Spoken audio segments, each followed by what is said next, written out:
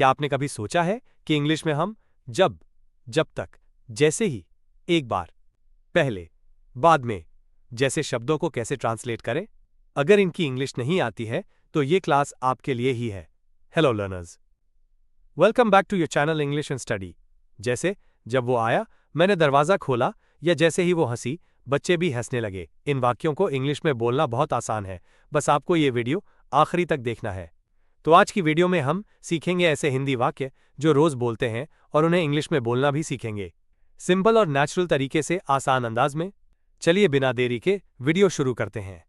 जब मैं उठा सूरज निकल चुका था। जब वो आया मैंने दरवाज़ा खोला। जब वो आएगा मैं उसे चाय दूंगा। इन सब वाक्य में जब वाक्य आया है इसके लिए इंग्लिश में when का यूज होता है। यहाँ when कंजंक्शन का काम करता है। जब मैं उठा सूरज निकल चुका था, तो इसकी इंग्लिश होगी When I woke up the sun had risen। जब वो आया मैंने दरवाज़ा खोला, तो इसकी इंग्लिश होगी When he came I opened the door। जब वो आएगा मैं उसे चाय दूंगा, तो इसको इंग्लिश में बनाएंगे When he comes I will give him tea। एक और वाक्य को इंग्लिश में बनाएंगे जब मैं घर आता हूँ माँ खाना देती हैं, तो इसकी इंग्लिश होगी When I come home mom gives me food। ऐसे when को यूज़ करके आप और भी ऐसे वाक्यों की इंग्लिश बना सकते हो। तो देखते हैं नेक्स्ट। जब भी वो हंसता है मैं खुश हो जाता हूँ। जब भी वो गाना गाएगी सब सुनेंगे। जब भी पापा आते हैं मैं दरवाज़ा खोलता हूँ। इन सब वाक्य में जब भी वाक्यांश आया है इसके लिए इंग्लिश में whenever का यूज होता है। यह सेंटेंसेस में कंजंक्शन का काम करता है। जैसे जब भी वो हंसता है मैं खुश हो जाता हूँ, तो इसकी इंग्लिश होगी Whenever he laughs I feel happy। जब भी वो गाना गाएगी सब सुनेंगे, तो इसको इंग्लिश में बनाएंगे Whenever she sings everyone will listen। जब भी पापा आते हैं मैं दरवाज़ा खोलता हूँ, तो इसकी इंग्लिश होगी Whenever dad comes I open the door। एक और वाक्य की इंग्लिश देखते हैं। जैसे जब भी मुझे समय मिला मैंने पढ़ा, तो इसकी इंग्लिश होगी Whenever I got time I studied। इस प्रकार हम और भी कई ऐसे वाक्यों को इंग्लिश में बना सकते हैं। जब वो पढ़ रहा था मैं सो रहा था। जब वो पढ़ रहा होता है मैं उसे डिस्टर्ब नहीं करता। जब पापा गाड़ी चला रहे थे मैं गाना गा रहा था। इन सब वाक्य में जब वाक्य आया है इसके लिए इंग्लिश में while का यूज होता है। ध्यान दें, यहां पर while का यूज जब दो काम साथ साथ चले या होना हो तब while का यूज होता है। जैसे जब वह पढ़ रहा था मैं सो रहा था। अब देखो इस वाक्य में दो काम साथ साथ हो रहे हैं, तो इसकी इंग्लिश होगी While he was studying I was sleeping। जब वो पढ़ रहा होता है मैं उसे डिस्टर्ब नहीं करता, तो इसको इंग्लिश में बनाएंगे While he is studying I don't disturb him। जब पापा गाड़ी चला रहे थे मैं गाना गा रहा था, तो इसकी इंग्लिश होगी While dad was driving I was singing। एक और वाक्य को इंग्लिश में बनाएंगे। जैसे जब तुम टीवी देख रहे होगे मैं पढ़ाई करूंगा, तो इसकी इंग्लिश होगी While you are watching TV I will study। तो ध्यान देंगे, जब भी दो काम साथ साथ हुए हो या होते हो या होएगे तो while का यूज होता है। तो देखते हैं नेक्स्ट। जब तक सूरज नहीं उगता मैं नहीं उठता। मैं तब तक नहीं जाऊंगा जब तक तुम नहीं आओगे। जब तक बारिश नहीं रुकती हम बाहर नहीं जाएंगे। इन सब वाक्य में जब तक वाक्यांश आया है इसके लिए इंग्लिश में until का यूज होता है। ध्यान दोगे यहां पर until जिस सेंटेंस के आगे लगता है वो सेंटेंस नेगेटिव अर्थ देता है। जैसे जब तक सूरज नहीं उगता मैं नहीं उठता, तो इसकी इंग्लिश होगी I don't get up until the sun rises। ध्यान देंगे यहां पर जिस वाक्य में सब्जेक्ट रहेगा, इंग्लिश बनाते समय वही सेंटेंस आगे लिखेंगे। जैसे सेंटेंस में देख सकते हो मैं तब तक नहीं जाऊंगा जब तक तुम नहीं आओगे, तो इसकी इंग्लिश होगी I will not go until you come। जब तक बारिश नहीं रुकती हम बाहर नहीं जाएंगे, तो इसकी इंग्लिश होगी We will not go out until it stops raining। एक और वाक्य की इंग्लिश बनाएंगे। जैसे जब तक तुम नहीं आओगे मैं नहीं खाऊंगा, तो इसकी इंग्लिश होगी I won't eat until you come।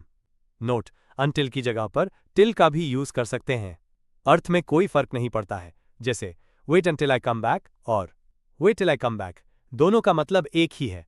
यहां सिर्फ until फॉर्मल इंग्लिश में यूज होता है, जबकि till इनफॉर्मल इंग्लिश में यूज होता है। तो इस तरीके से until या till का यूज कर सकते हैं और वाक्य की इंग्लिश बना सकते हैं। तो देखते हैं नेक्स्ट। जब से वो गया है मैं उदास हूं।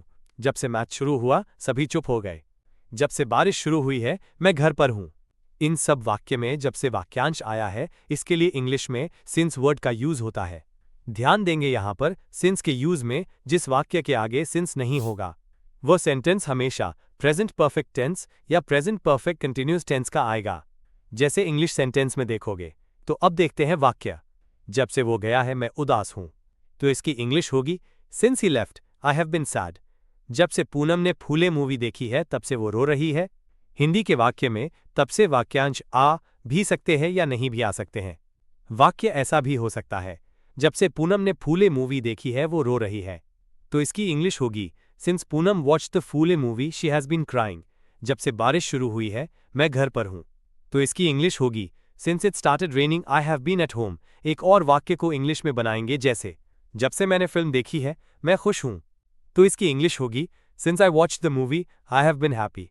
अब एक बात ध्यान दोगे, यहां पर हम सिंस को बीच में भी लिख सकते हैं, मतलब ऐसे भी इंग्लिश बना सकते हैं, I have been happy since I watch the movie. इस प्रकार हम और भी ऐसे वाक्यों को इंग्लिश में बना सकते हैं। तो देखते हैं नेक्स्ट। जैसे ही मैं अंदर आया लाइट चली गई। जैसे ही वो हंसी बच्चे भी हंसने लगे। जैसे सूरज उगा पक्षी चहचहाने लगे। इन सब वाक्य में जैसे वाक्य आया है इसके लिए इंग्लिश में एज का यूज होता है। ध्यान देंगे यहां पर एज का यूज एक काम शुरू होने के साथ दूसरा काम भी शुरू होने के लिए किया जाता है। जैसे ही मैं अंदर आया लाइट चली गई। तो इसकी इंग्लिश होगी, as I came in the power went out. जैसे ही वो हंसी बच्चे भी हंसने लगे। तो इसकी इंग्लिश होगी, as she laughed the kids also started laughing. जैसे ही मैं भागा दरवाजा बंद हो गया। तो इसकी इंग्लिश होगी, as I ran the door closed. एक और वाक्य को देखते हैं, जैसे सूरज उगा पक्षी चहचहाने लगे। तो इसकी इंग्लिश होगी, as the sun rose birds started chirping. तो एज का यूज एक काम के साथ दूसरा काम भी शुरू होने के लिए एज का यूज होता है। तो देखते हैं नेक्स्ट। जैसे ही वो आया मैंने दरवाजा खोला। जैसे ही मैं उठा मैंने पानी पिया। जैसे ही स्कूल खत्म हुआ बच्चे दौड़ पड़े। इन सब वाक्य में जैसे ही वाक्यांश आया है इसके लिए इंग्लिश में एज सून एज का यूज होता है। ध्यान देंगे एज सून एज का यूज एक काम खत्म होने के बाद तुरंत दूसरा काम शुरू होने के लिए किया जाता है। जैसे सेंटेंस में देखोगे। अब बनाते सेंटेंस की इंग्लिश। जैसे ही वो आया मैंने दरवाजा खोला। तो इसकी इंग्लिश होगी, as soon as he came I open the door. जैसे ही मैं उठा मैंने पानी पिया। तो इसकी इंग्लिश होगी, as soon as I woke up I drank water.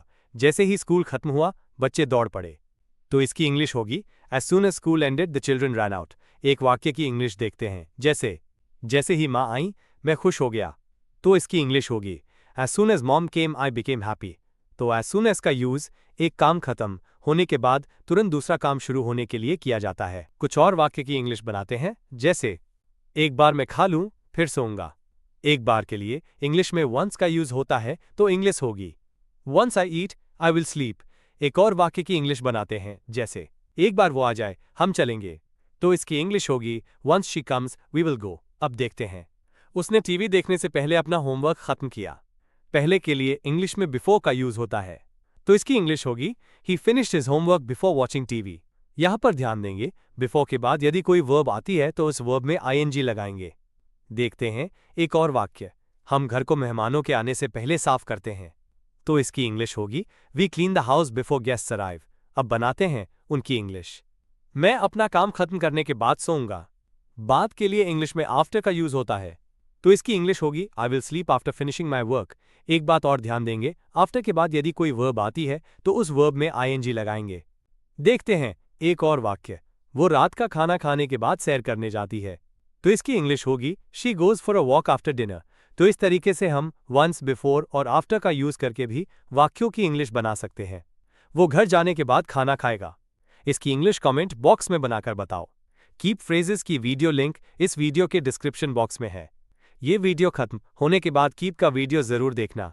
बहुत ही इंप्रेसिव और नेचुरल इंग्लिश की क्लास है। अब ये क्लास यहीं समाप्त होती है। यदि इस क्लास में आपको कोई कंफ्यूजन हो या मन में कोई क्वेश्चन हो तो कमेंट बॉक्स में कमेंट करें। Please like, subscribe and share.